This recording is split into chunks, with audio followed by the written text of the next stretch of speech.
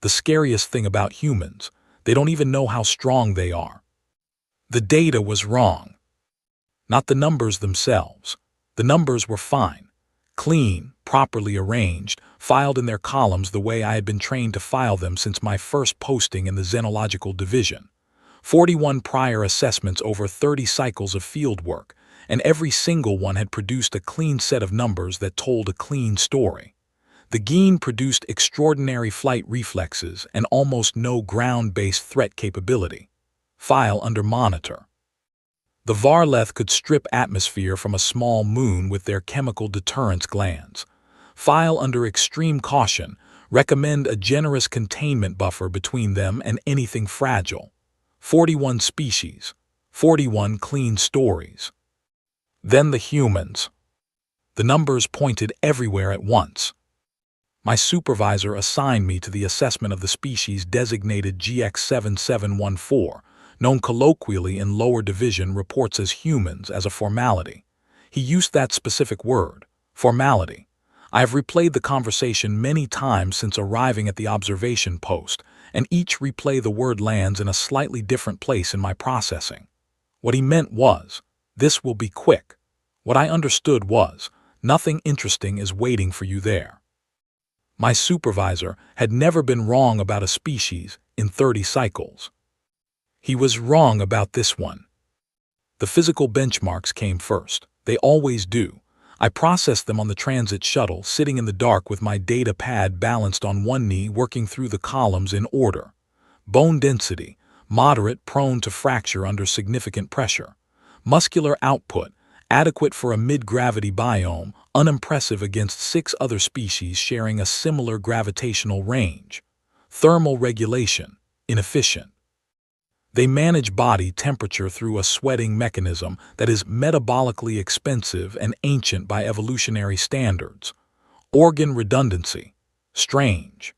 They have 2 copies of several systems that one copy would adequately serve, and almost no backup for other systems that seem like they desperately need one.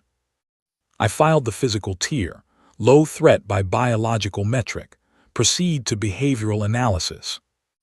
Behavioral analysis was where the filing system stopped cooperating. The archive footage provided covered 600 years of documented human activity.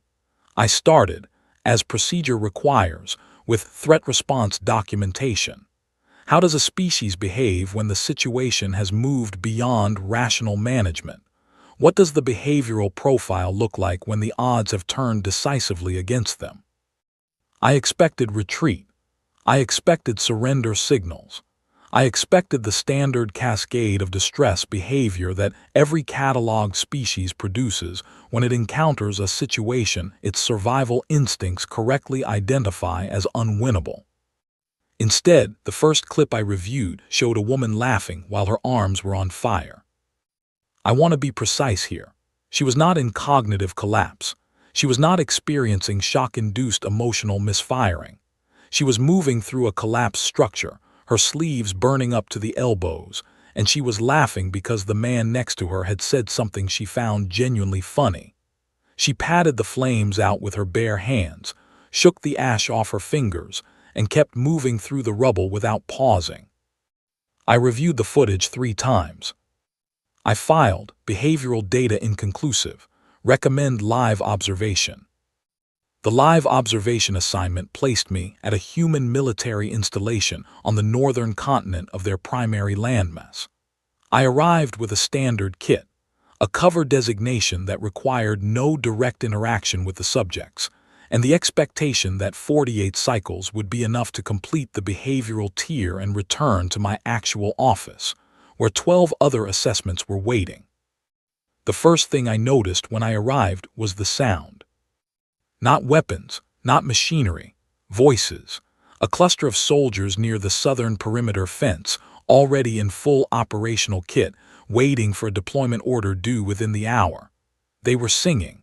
Not a coordination signal, not a call-and-response tactic drill. A song with an actual melody, some of them slightly off-key in a way that did not appear to bother anyone. One soldier was drumming a rhythm on the side of a transport vehicle, with the flat of his palm. eyes closed, fully committed to a performance that had no audience but the fence. I logged it: possible neurological stress response, group behavior pre-engagement. I was wrong about this.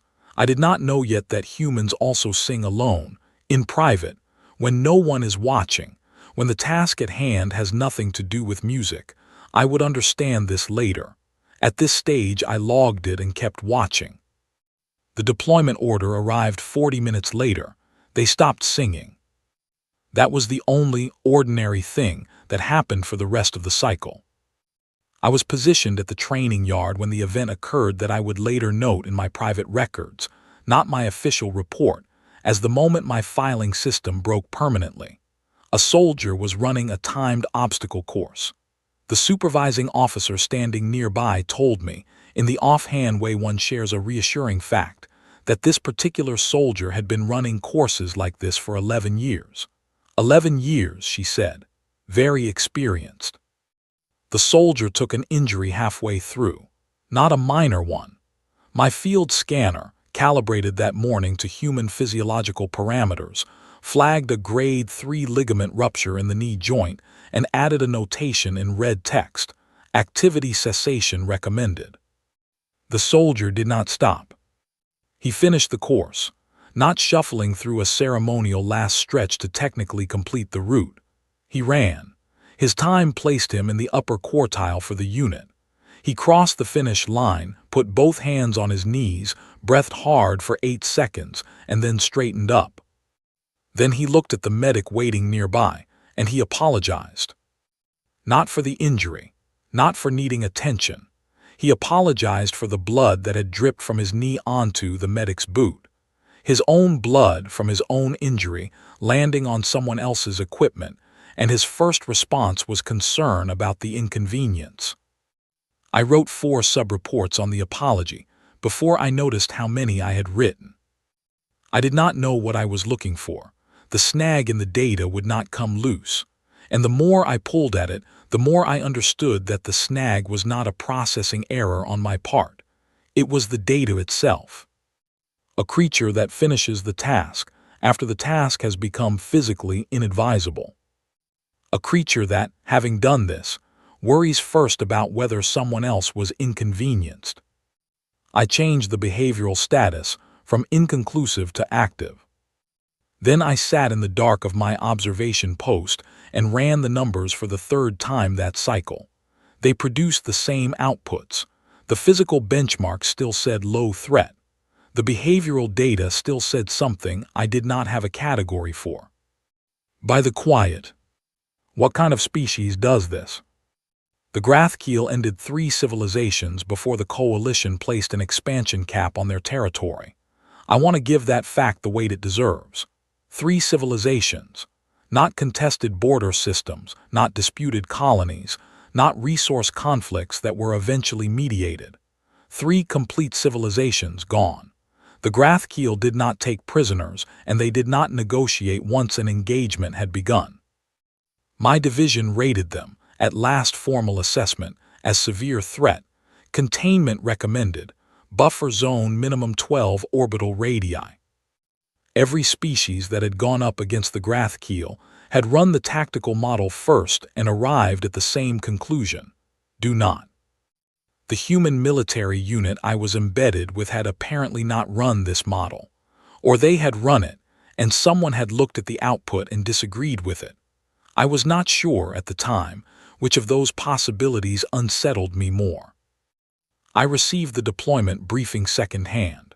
The unit's commander, a man named Leon with a jaw that looked like it had been built for a heavier gravity than this one, delivered it in a field tent with a map spread on a folding table and a cup of something hot steaming near his elbow.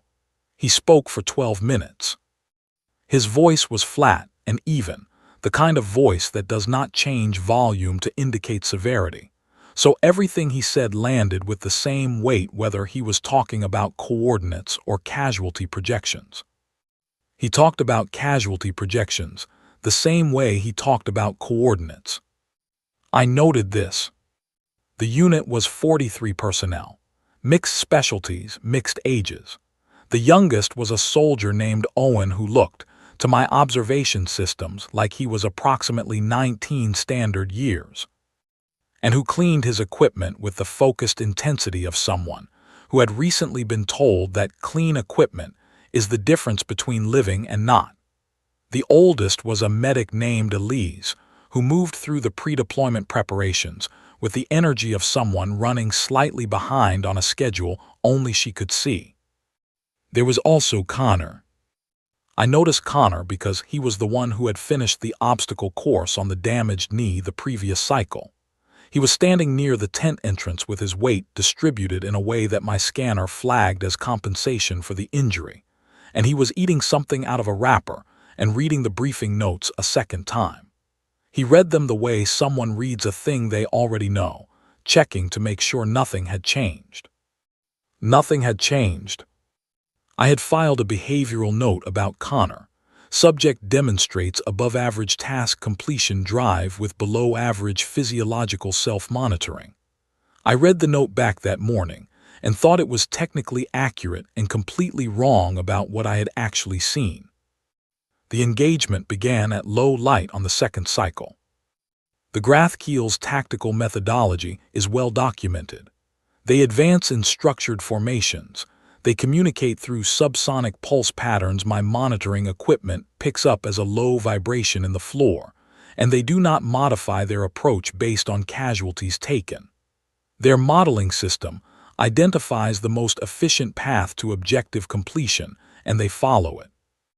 The efficiency of this approach had worked against every species they had previously engaged with, because every species they had previously engaged with had tactics built around minimizing loss. Human tactics are not built around minimizing loss. I understood this somewhere around the third minute of engagement, watching from my covered observation point as the unit absorbed a strike on their left flank that should have caused them to redirect, regroup, pull back to reassess. Instead, Leon's voice came through the communication channel, flat and even as it had been in the briefing tent, redirecting 2 personnel from the center to cover the left while the rest continued forward. He did not pause. He did not change his tone. The Grathkeel's formation models cannot account for an opponent that absorbs and advances. Their system requires the enemy to flinch, to create an opening, to move in a predictable direction determined by which angle of pressure is greatest. The humans were not moving in a direction determined by pressure. They were moving in a direction determined by objective, and no amount of pressure was changing the objective. The Grathkeel began making errors. Small ones at first, a formation edge that tightened when it should have held, a pulse communication that came a half-second late, which for the Grathkeel is the equivalent of a shout of confusion. I had studied their behavioral patterns for 8 cycles before this posting. I had never seen them make an error in live engagement footage. They made 7 in the next 20 minutes. Then Connor went down. My scanner registered it as a significant impact event. The readout was not ambiguous. The field assessment flagged it in a category my instruments assigned a lethality probability of 94.3%. I stared at the number. I checked the calibration. The calibration was fine. Connor did not move for 4 seconds. Then he stood up. Not slowly, not carefully, the way a damaged thing moves when it is aware of the damage. He stood up the way someone stands up when something has interrupted them in the middle of a task. He took stock of his equipment, checked that what he needed was still where it was supposed to be, and moved right, which was the direction Owen had been trying to hold and was struggling with. He looked annoyed. Not frightened, not determined in the visible, dramatic way I had seen in footage of other species facing their worst moments. He looked the way someone looks when a small inconvenience has appeared in the middle of work they were already focused on, like a problem to move around, not a crisis to respond to. I looked at my scanner. The lethality field still read 94.3%. I stared at Connor moving across the field, and I stared at the scanner, And I had the very specific experience of holding two accurate pieces of information that could not both be true at the same time. I opened an incident report form. I filled in the lethality field. I deleted it. I filled it in again. The form was not built for this answer. The form assumed that a 94.3% event produced a result in a predictable category. It had three options: deceased, incapacitated, or continuing with injury. Connor was technically option 3, which is a category designed for someone continuing with a sprained wrist, not for a situation that my instruments were classifying as should not be happening. I filed it under option 3 and sat with the form open for a long time before I closed it. The engagement ended 40 minutes later. The Grathkeel retreated, which my division's database flagged as the fourth time in their entire documented history that the Grathkeel had retreated from an engagement. The fourth time, ever. The unit lost 4 people. I watched what happened next from my observation point, and I am going to describe it precisely, because I do not think my analysis was adequate to what I saw, and precision is the only tool I have. The soldiers who were still standing stopped. They did not debrief immediately. They did not run post-engagement assessments.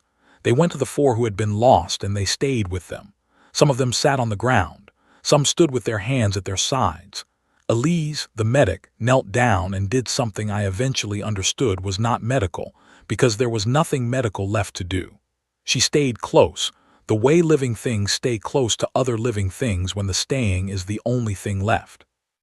Some of them cried. I had extensive documentation on human crying in my behavioral files. I had categorized it as a stress response, a pressure valve for excessive emotional load. Watching it happen in front of me, on a field where the ground was still warm from the engagement, I understood that my categorization was technically correct and had missed the point entirely. Then Owen stood up from where he had been sitting on the ground. He wiped his face with the back of his hand. He asked Leon where they needed to be next. Leon told him. They moved. I sat in my observation shelter for a long time after the unit had cleared the area. I had 3 incident reports open on my data pad. I had created 4 new data fields that afternoon, all of them for events that my standard assessment forms had no category for. None of the 4 new fields had the right name yet. None of them have the right name still. I returned to my primary observation station and opened the full historical file on humanity that the division maintained. 640 years of documented observation, filed under the designation GX7714, collected by 11 different Veth-Saron observers across 4 assignment rotations. 11 observers had looked at this species for more than 6 centuries and produced a cumulative threat classification of non-combatant civilization, standard watch protocol. Non-combatant. I read the word. I looked at the 4 new data fields on my incident form. I read the word again. My predecessor's final report, filed 22 cycles ago by an observer who was apparently perfectly satisfied with his conclusions, contained the following line: the species demonstrates low-level territorial conflict, but no evidence of organized large-scale aggression toward external parties. I read this sentence and tried to understand what data he had been looking at. I went back through the archive he would have had access to. The same footage was there. The same behavioral records. The same 600 years. He had looked at the technology. That was the misfire. That was where every prior observer had stopped. The ships were small and slow. The weapons were primitive by any galactic benchmark. The communication network was loud and disorganized and broadcast in approximately 40 languages simultaneously, which is not what a unified threat looks like.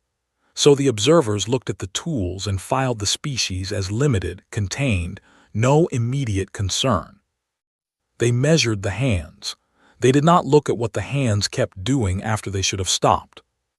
I spent the next full cycle going back through the archive with different search parameters. Not technology, not military output, not resource acquisition or territorial expansion. I searched for sealing events. A sealing event, in xenological behavioral analysis, is a moment when a species encounters a hard limit, biological or environmental or social, that its current capability cannot overcome. Every species responds to sealing events. The response pattern is one of the most reliable behavioral indicators available for long-term threat assessment. Most species, when they hit a ceiling, develop workaround behaviors. They find the path around the obstacle. This is adaptive, rational, and produces stable civilizations. Humans, in 640 years of documented observation, had never gone around a ceiling. They had gone through every single one. Disease ceilings, atmospheric limitation ceilings, energy resource ceilings, structural material ceilings, communication bandwidth ceilings, cognitive processing ceilings. Every time the data indicated that the species had reached the upper boundary of what was currently achievable, the next documented data point showed them on the other side of that boundary. They did not slow down when they hit the ceiling. They did not redirect. They hit it until it moved. They called this progress. The word appeared in their own documentation with the casualness of someone describing weather. We made progress. It was a period of significant progress. The goal is continued progress, as though the steady removal of every limit their biology and environment placed on them was simply a feature of existing, something that happened the way seasons happen, without particular drama or intention. I searched for self-assessment accuracy next. I wanted to know whether they understood what they were doing, whether any human documentation acknowledged, in plain terms, what their behavioral pattern looked like from outside. What I found instead was a complete and consistent mismatch between their actual capability and their own perception of it. Individuals in crisis situations describing their actions afterward as, "I just did what anyone would have done. We did what we had to. There was no other option. It was nothing special." Their accounting of extraordinary events was relentlessly ordinary, as though the thing they had just done was simply the floor, the baseline, the default, and anything above it would have been remarkable, but this was just what happened when people showed up and did the work. 73% of documented human accounts of remarkable acts contain the phrase, "anyone would have." I noted this, I stared at the note, I noted it again. They did not know. That was the sentence that came, and it came without drama, the way a calibration result comes when you have been running the wrong settings and finally input the correct values. They did not know what they were. They had been doing this for 6 centuries, and they had not recognized the pattern in their own behavior. I was several hours into the archive review when I found the image. It was filed under disaster documentation from a flood event in the Eastern Territory of their largest continental landmass. A city had gone underwater. The documentation was thorough and clinical, the kind of record that a division observer had compiled without editorializing. Coordinates, casualty figures, structural loss assessments, recovery timeline projections. Attached to the document without annotation was a photograph. A child had drawn a picture of her family. I know this because the child was visible in the frame, sitting on a folding cot in a temporary shelter, holding up the drawing to show the person taking the photograph. The drawing was in crayon, the figures simple the way children draw figures, round heads and stick figures and features placed approximately where features go. There were 6 figures in the drawing, 3 adults, 2 children, a dog. They were standing in front of a house. The house had a sun above it. Everyone in the drawing was smiling, every figure including the dog. The case file attached to this photograph listed the family's reported losses in the flood. The numbers were on the page in plain text, 2 lines above the photograph. 3 of the 6 figures in the drawing were gone. The child had made them smile anyway. I wrote 11 pages of analysis notes before I noticed how many pages I had written. I went back and read them and found that none of them said anything that the image did not already say more clearly. The notes were not analysis. They were the thing I do instead of having a response I know how to categorize. I deleted all 11 pages. I looked at the image for a long time. The child drew what she wanted to be true. She drew the whole family. She drew the sun. She drew the dog. She drew everyone smiling because the drawing was hers and she could decide what it contained, and she decided it would contain everyone and they would be fine and the house would still be there. She was a child. She drew them smiling anyway. I saved the image to my personal files, not my official report.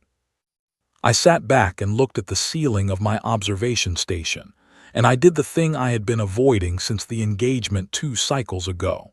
I followed the analysis to where it was actually pointing.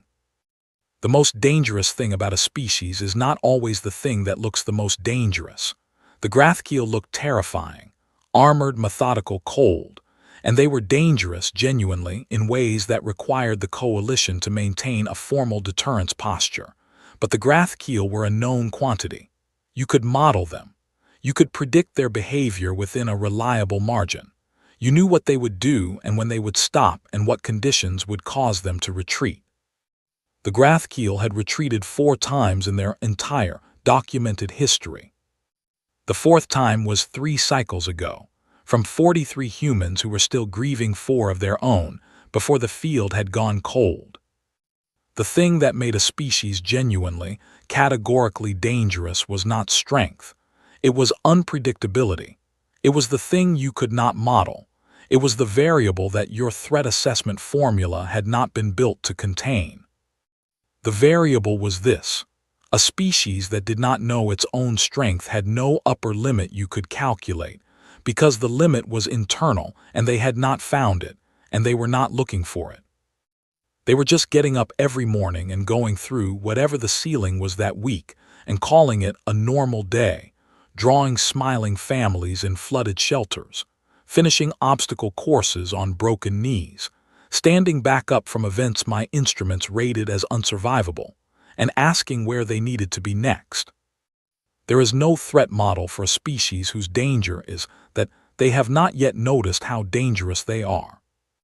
I checked my division's classification library. There was no category for this. I built one. By the quiet, I hoped no one ever needed to use it. I arranged the interview through official channels, which took longer than it should have because the Human Military Administration had a thorough process for authorizing external observer access to personnel, and their process involved 5 different approval forms and a man named Gerald at the administrative post who kept sending me the same form I had already filled out with a note asking me to please resubmit it correctly. I resubmitted it correctly 4 times. Gerald sent it back 4 times. I filed this under. Their bureaucracy is also somehow both inefficient and persistent. The note is somewhere in my unofficial records. The interview was granted on the 6th cycle of my observation posting. The approved subject was a veteran, currently serving in an advisory capacity to the unit I had been observing, which meant she had operational experience going back further than most of the active personnel, but was not currently deployed in the field. Her name was Nora. That was all the file said about her as a person. The rest of the file was a list of what she had done, which was long and described in the flat military language that takes extraordinary things and makes them sound like line items.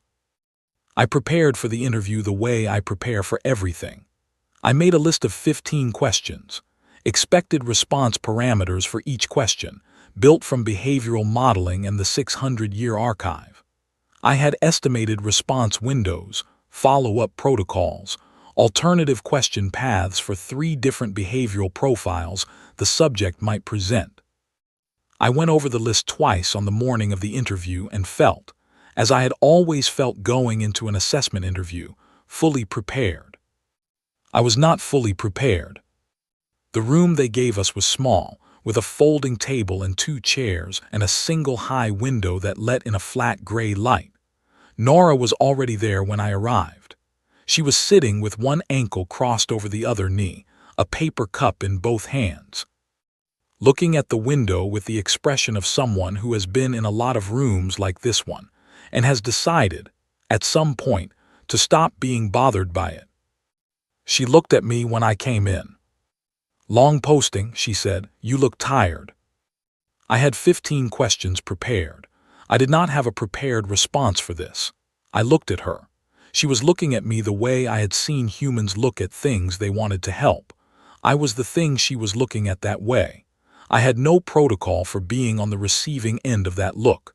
I found it disorienting in a way I could not immediately quantify. "I am conducting a formal assessment interview," I said. "Sure," she said. She held the paper cup out toward me. "Do you want some of this? It is bad, fair warning." I looked at the cup. I looked at her. I took the cup.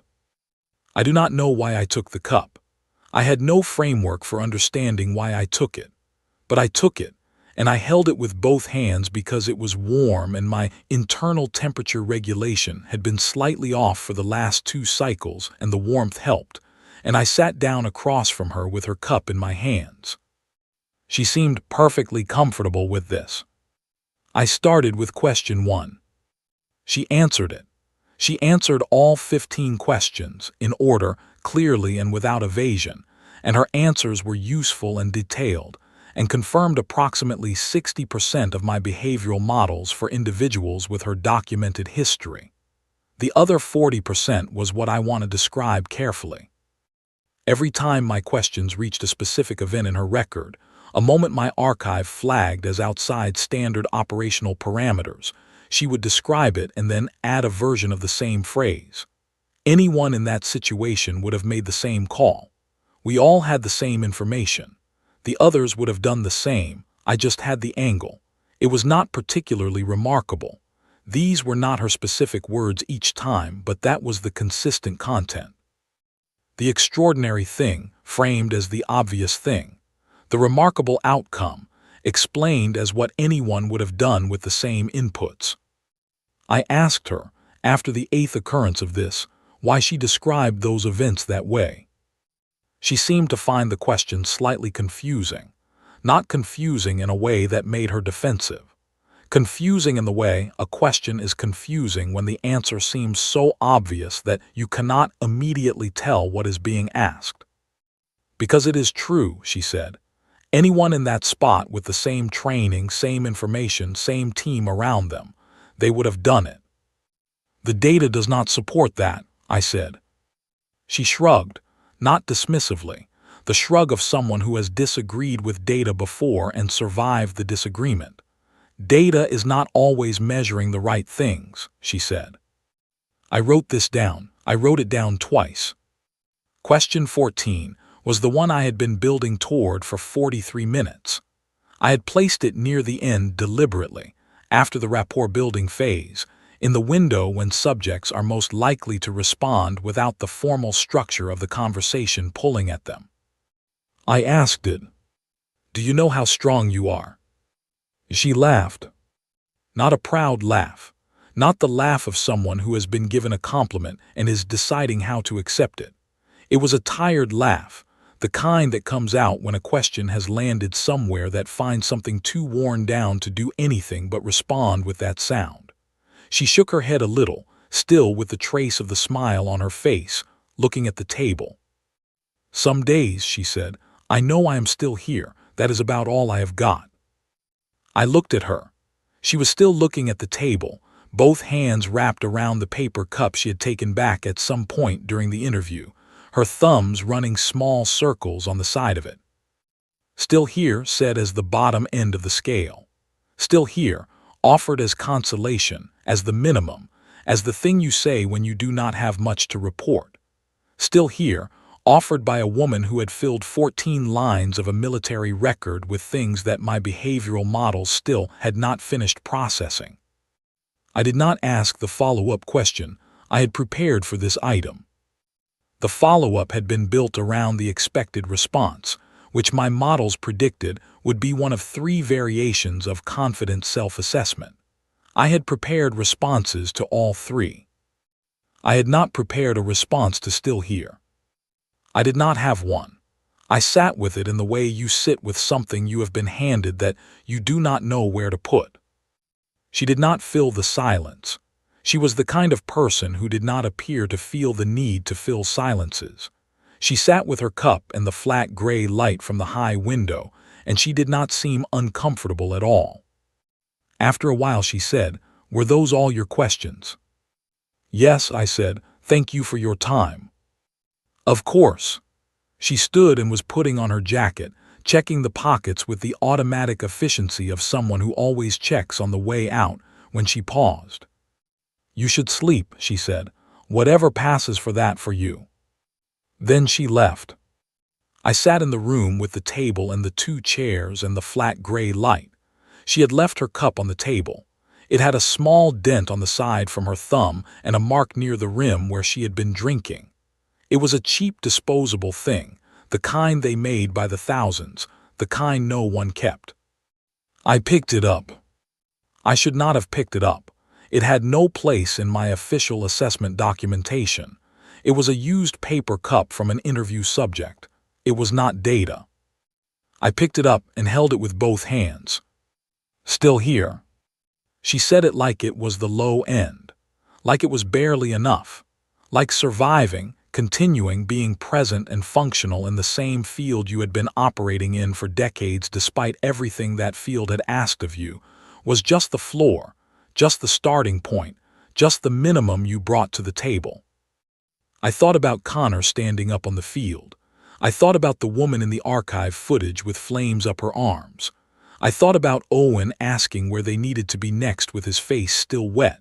I thought about a child drawing everyone smiling. All of them would say, "I was just still here." All of them would mean it. Not as false modesty, not as performance, as genuine, settled belief. The conviction that what they were doing was ordinary, that the version of themselves that kept moving through things that should have stopped them was simply the person who showed up when it was required. Not someone exceptional, not someone notable, just someone who was there and did what the moment asked. They did not know. That sentence again, the calibration result, the correct settings finally input. They did not know what they were, and that fact, sitting in the room with the paper cup warm in my hands, felt like the loneliest thing I had encountered in 30 cycles of xenological fieldwork. 600 years of extraordinary behavior, none of it recognized by the people doing it. 6 centuries of breaking ceilings and calling it a normal Tuesday. I filed 0 follow-up reports from the interview. I cataloged the cup. I put it in my kit when I left the room, next to my calibrated instruments and my official data pads, and I told myself I would properly log it later. I did not properly log it later. The cup sat on the corner of my workstation for the remainder of my posting, and every time I looked up from the data I was processing, it was there. A cheap, disposable thing with a thumb dent in the side, holding more than it was built to hold. I thought, yes, that is a fair description. The report was due at the end of the 8th cycle. I had all the data. I had more data than any prior observer assigned to this designation in the 600 years the file had been open. I had incident forms and behavioral documentation and cross-referenced archive analysis, and 4 new data fields I had created myself, because the standard forms had not been built to contain what I had been watching. I had everything I needed to write a complete, accurate, defensible assessment. I opened the document on the morning of the 8th cycle. I named it Xenological Threat Assessment, Designation GX7714, Classification Pending. Then I sat and looked at the blinking cursor for a long time. I have done this 41 times. My hands know how to do it. The structure is fixed. Physical tier, behavioral tier, capacity projections, threat classification, recommended response protocol. It takes me on average 6 hours to complete a full assessment for a species I have been actively observing. I had never taken longer than 6 hours. I have a solid record in this division. My supervisor in 30 cycles has sent back 2 of my reports for revision. 2 out of 41. I started with the physical tier. Because the physical tier was easy, and it sometimes helps to do the easy parts first. Low threat by biological metric. Bone fracture probability under stress, moderate. Thermal regulation efficiency, below galactic average. Unassisted speed, insufficient to rank in the top half of catalog species in a similar gravitational range. I wrote this section in 40 minutes, which was normal. I moved to the behavioral tier. Pain response threshold, I wrote several lines. I deleted several lines, I wrote them again. My field measurements were accurate. The problem was not accuracy. The problem was that accurate numbers applied to what Connor had done on that field produced a document that looked like a clerical error. I kept the numbers. I left the analysis sparse. I moved on. Adaptive tactical capability. Here the writing came more easily, because tactical adaptability is a category the form was designed to accommodate. I described the engagement with the Grathkeel. I described the response pattern, the forward momentum, the way the unit had absorbed losses and continued toward the objective, while the Grathkeel's modeling system failed to produce a workable counter. I described the retreat, the fourth in Grathkeel recorded history. I read this section back. It was accurate. Every word was accurate. Reading it as an isolated piece of documentation in the clinical language of the assessment form, it sounded alarming. As it should. It was alarming. I kept writing. Emotional regulation as operational asset. This was the new field I had created, the one with no prior equivalent in the division's standard assessment library. I wrote about what I had observed after the engagement. The grief, the sitting with the fallen, the crying. I wrote about how this was not a productivity loss or a morale failure but some kind of binding mechanism, a process that took loss and integrated it and produced, on the other end, people who were still functional. People who could stand up and ask where they needed to be next. I wrote about how the emotional processing and the operational capacity were not in competition with each other the way my prior models had assumed. They fed each other. The grief did not slow them down. It was part of what kept them going. I wrote this section carefully. It was the section I was most unsure how to classify, and I wanted the language to be precise. Ceiling penetration behavioral pattern, the section built from my archive analysis. The 600 years of limit events and their outcomes. The consistent pattern of encountering a hard boundary and simply continuing until the boundary was no longer there. I cited 12 specific historical examples across different domains, deliberately choosing ones that span different categories of limitation, so the pattern was visible across type. I wrote, the species does not appear to possess a reliable internal mechanism for recognizing an unwinnable situation. What other species experience as a ceiling, this species experiences as the current state, subject to change through continued application of effort. I read that line several times. It was accurate. It was also, in the context of a threat assessment, the most concerning sentence I had ever put in a report. I kept writing. Self-assessment accuracy, below average. The subject population consistently underestimates individual and collective capability. This underestimation appears to be genuine and consistent across age groups, specializations, and regional demographics, rather than a performance or a tactical posture. The species does not know what it is. I stopped. I read that line back. The species does not know what it is. 6 words. They sat on the page in the flat assessment language I had been using for 30 cycles, and they looked, for the first time in a report I had written, like an accusation rather than a data point, like something that needed to be addressed, though I could not have said how. I continued to the threat classification section. This is the section that the division uses.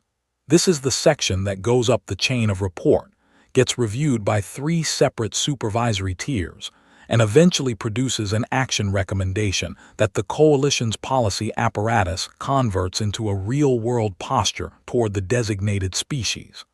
I had filled out this section 41 times. I had never produced a classification in the top 2 tiers. I looked at the data I had assembled. Pain tolerance, beyond any recorded parameters in the assessment library. Adaptive tactical behavior, functional in scenarios that had previously produced no survivors from non-Grathkiel species. Emotional resilience mechanism, no analogous system in any cataloged species. Ceiling penetration rate, consistent, uninterrupted across 6 centuries. Self-awareness of capability, near 0. That last item was the one that pulled the classification where it went. A species that knows it is strong has a calculable limit. You can model its decisions. You can project its behavior at the boundary of its capability, because at the boundary, it will assess the situation, weigh the probability, and make a calculation. That calculation is a vulnerability. That calculation is a place where rational deterrence works, where negotiation works, where the standard toolkit of galactic diplomacy has purchase. A species that does not know it is strong has no such boundary, because the boundary is a product of self-knowledge, and the self-knowledge is not there. They do not calculate the odds and decide to continue anyway. They continue because it does not occur to them to stop, because they have never stood at the edge of their own capability and recognized it as an edge, because they get up, and they go to the next thing and they call it still here. You cannot deter something that does not know it should be deterred. I typed the classification. Extreme containment risk. I looked at the words. I knew the protocol. I had been in this division long enough to know exactly what this classification set in motion. Not monitoring, not containment buffer zones and diplomatic distance and careful resource competition management. The division had a word for it in the procedural documentation, a clean administrative word that meant something that was not clean at all. The recommendation would go up the chain, through the 3 review tiers, to the policy apparatus, and the policy apparatus would act on it, and the species designated GX7714 would never know a recommendation had been made. They would just stop. And they would not know why, because they had never known how strong they were, and they would never get the chance to find out. I sat with this for a long time. The cup was on the corner of my workstation. It had been there for 4 cycles. The thumb dent was still there. The mark near the rim was still there. Some days that is about all I have got. I thought about the woman in the archive footage, flames up her arms, laughing because someone said something funny. I thought about Connor, standing up on that field with a look on his face like the situation had been impolite enough to interrupt him. I thought about Owen, 19 years old, sitting with his fallen colleagues in the dirt, and then standing up and asking where they needed to be next. I thought about a child with crayons drawing everyone smiling, because she could decide what the drawing contained. I thought about Nora telling me I should sleep, whatever passes for that for you. Not as a dismissal, not as small talk, as someone who had looked at me and noticed I was tired and thought that mattered, even in a brief formal exchange with a stranger from a species she had no reason to care about at all. They do not know what they are. But she looked at me and asked if I was tired. I deleted the classification. Not the report. The report stayed. The data stayed, the behavioral analysis, the new field categories, the ceiling penetration documentation, all of it stayed because it was true, and I had spent 30 cycles writing true things into assessment documents, and I was not going to stop now. I deleted one word. Extreme. I looked at what was left. Containment risk. I deleted that too. I looked at the empty classification field. In 30 cycles, I had never left a classification field empty. The assessment form required a classification. The system would flag an incomplete submission. Someone in the division's administrative office would send me a note asking me to please complete the required field. I thought briefly about Gerald. I typed, classification insufficient, extended observation recommended. I read it back. It was not accurate, and I knew it was not accurate. The data I had assembled across 8 cycles was more than sufficient for a classification, and the classification it was sufficient for was not the one I had typed. I knew this. The part of me that had spent 30 cycles being thorough and honest in its reporting knew this with complete clarity. I saved the document. I looked at the cup. I thought 30 cycles, 41 assessments, 2 reports sent back for revision, a record my supervisor once described as exemplary. I was about to file a report that did not live up to that word. And I found, sitting with the cup in the flat gray light of the observation station on the 8th cycle of my posting, to an unremarkable planet at the edge of a mid-range solar system, that I could not make myself regret it. Because here is what the data actually said, not the data in the threat classification. The data underneath it, the data the classification was supposed to summarize but could not contain. The data said, there is a species here that breaks every ceiling it encounters and does not notice, that absorbs loss and continues and calls the continuation barely managing, that cries in the dirt and then stands up, that draws smiling families in disaster shelters, that apologizes for bleeding on someone's equipment after finishing a task that should have been impossible to finish, that sings before things that should silence anyone, that asks tired strangers from unknown species if they have had anything to eat lately. The data said they do not know. And here was the thing the data could not say, the thing that was not in any of my incident forms or behavioral reports or the 4 new fields I had created. I did not want them to find out this way. Not like this. Not from a recommendation filed in clinical language that they would never read, actioned by a policy apparatus they did not know existed, ending a story that was not finished. They had not finished it. 6 centuries in and they were still going through ceilings and getting up from impossible situations and drawing suns over flooded houses. The story was not finished. I was not going to be the reason it stopped. I filed the report. Extended observation recommended. The system flagged the incomplete classification field. The automated message asked me to please complete all required sections before submission. I cleared the flag by entering a notation in the administrative comment box. Classification data collection ongoing. Reassessment pending at 60-cycle interval. The system accepted this. The report was transmitted to the division at the end of the 8th cycle. 3 weeks later, I received a message from my supervisor. It said, "Received your GX771 for preliminary report. Noted the incomplete classification. Understood these things take time.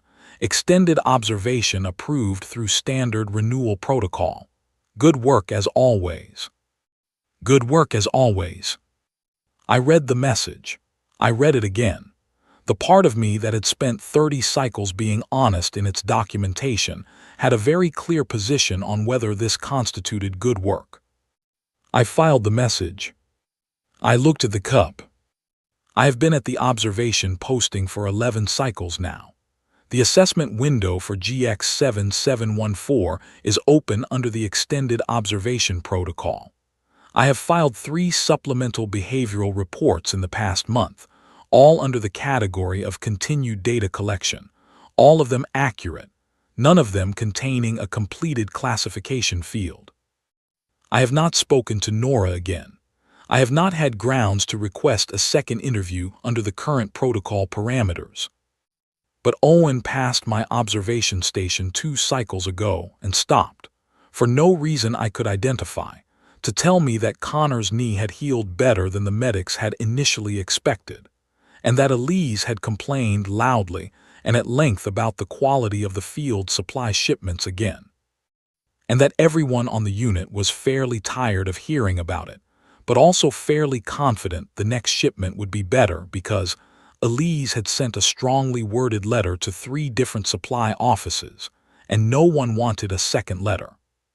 He said this the way humans say things that are not really about the subject they are discussing. He was telling me the unit was still there, that they were fine, that they were complaining about supply quality and recovering from injuries and planning next steps and still there. I told him I was glad to hear it. I meant this in a way the words could not fully carry, but I said them anyway because they were the closest available option. He nodded and went on his way. The cup is still on my workstation. I have moved it twice to other surfaces during data processing sessions and found myself putting it back in the corner both times without deciding to. It sits there in the flat gray light, and I look at it when the analysis is heavy and the numbers are building toward something I do not want them to build toward. I think about what Nora said, not the formal answers from the 15 questions, not the operational accounts or the useful data. The first thing, before any of the questions. You look tired. A small, thrown-away observation from a stranger in a bare room, offered freely and without cost to a being who was there to assess her and her species, and decide what they were worth to the rest of the galaxy. She noticed I was tired. She offered me her cup. I have 40 cycles left in my xenological career before the Vethsaron division requires mandatory retirement. I will likely be assigned to 12 more species in that time. Some of them will be dangerous in the clean, documentable way that produces accurate threat classifications and appropriate protocol recommendations, and reports my supervisor does not send back. I will do that work. I am good at that work. I will do it the way I have always done it, methodically, without assumptions, in order.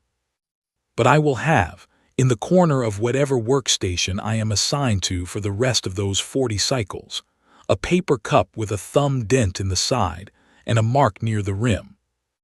And on the days when the work is heavy, I will look at it. And I will think they do not know what they are.